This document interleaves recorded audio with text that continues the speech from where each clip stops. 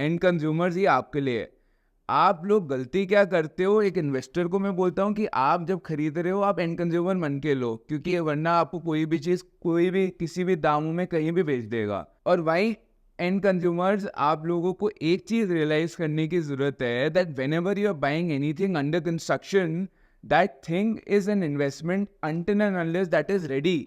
तो आज not making a bias that ये लोकेशन मुझे अच्छी लग रही है या ये चीज़ मेरे को समझ आ रही है, ये जजमेंट आपको मनानी भी है तो आप तब मनाना जब वो चीज़ रेडी हो जाएगी। क्योंकि हमने पहले भी देखा था कि एक बड़ा अच्छा एक्सटेंशन रोड पे प्रोजेक्ट आया था at a marvellous location but उसके ना रेट बढ़े ना आज एंड कंज्यूमर वहाँ रह सकता है।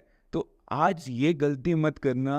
अब जिसको समझ आ रहा है वो समझ लेगा कि ये गलती मत करना कि एक लोकेशन देख के प्रोजेक्ट ले लो, क्योंकि आप कंपेयर कर रहे हो ये जो सारी चीज़ें आ रही है ना मार्केट में, दीज आर प्रोडक्ट्स। जैसे आप सीपी में ललित में रह रहे हो, सामने ओयो भी है, प्राइस पॉइंट्स देख के प्रॉपर्टी नहीं ली जाती। प्रॉपर्टी के पैरामीटर 100 से ज़्यादा होने चाहिए whenever you are buying anything, क्योंकि it is more towards an experiential living which these guys are selling rather than कि घर और 3 कमरे दे रहे हूँ। ये एक्सपीरियंस बेच रहे हैं, ये घर और 3 कमरे नहीं बेच रहे। और आज मैं बोलता हूँ this might have played better in builder floors, जहाँ पे घर ही दे रहे हैं, 4 कमरे ही हैं, डीएलएफ फेज 1 में ही है। बट वहाँ पे भी आप देखोगे because a builder has invested more money and made it little better and the amenities are better, या उसको ब्रांड वैल्यू ज़्यादा है, इवन देन आपको दिखेगा कि एक नए बिल्डर का 6.5 करोड़ रुपए का बिल्डर फ्लोर है 500 गज का फेज 1 में, और एक पुराने बिल्डर का जो अच्छी चीज़ बनाने के लिए फेमस है वो 7.5 करोड़ रुपए का है। जहाँ पे बिल्डर फ्लोर में एक गैप होना अनरीजनेबल अनसेंसेबल है, तो वहाँ पे भी क्रेडिबिलिटी और ट्रस्ट की ब्रांड वैल्यू की पैसे मिल रहे हैं। तो वो चीज़ लेके रहो। जैसे हमने भी एक प्रॉपर्टी ली थी, we bought something in new Gurgaon 7-8 years ago। The only thesis was that we want to buy something जहाँ पे वो ब्रोशर पे अच्छा ना लगे, बट रियल लाइफ में जब वो प्रॉपर्टी बने तभी वो अच्छी लगे। और आज हम देखते हैं that property is more expensive than a lot of competitor products which we were thinking of getting on extension.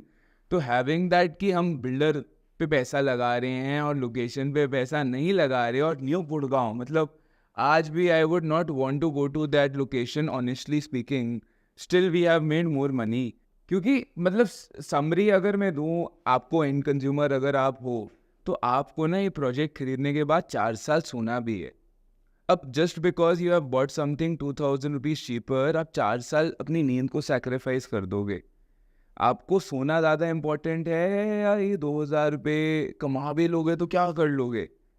जो लोग फंस रहे हैं ना, मतलब जो सस्ते के चक्कर में किसी प्रोजेक्ट का रेरा नहीं आया, किसी ने यूनिट कैंसिल कर दिए, और यूनिट कैंसिल करने की वजह से जो पहले प्रोजेक्ट सस्ता मिलता था आज उसके 2000 रुपये और बढ़ गए।